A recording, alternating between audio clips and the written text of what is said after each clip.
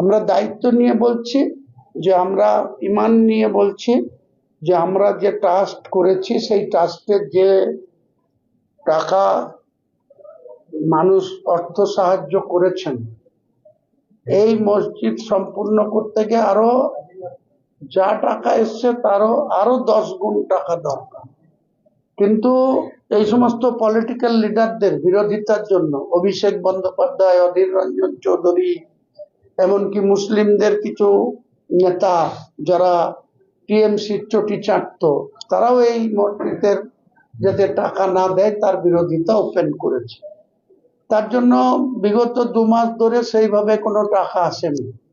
আমরা প্রথমেই ইট, বালি, পাথর, সিমেন্ট, রড যেটা পেয়েছি সেটার কোনো মূল্য নির্ধারণ এখনো করা হয়নি, কিন্তু ডাইরেক্ট অর্থ দান, টাকা দান বক্সে এবং অ্যাকাউন্টে দুটো মিলে 8 কোটি পার হয়নি, 8 কোটির মধ্যে আছে।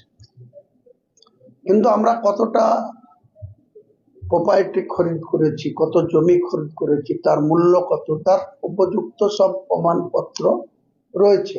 এমনকি আমরা চার্টার অ্যাকাউন্ট লাগিয়ে আমরা তার অডিট করাবো।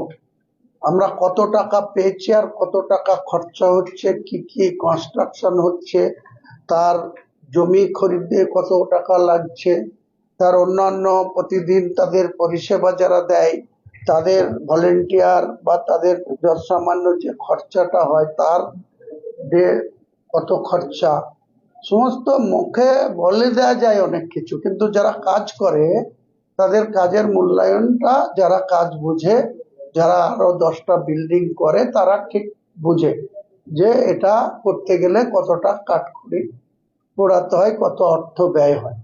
তো যারা বলছে তাদের বলতে দিন।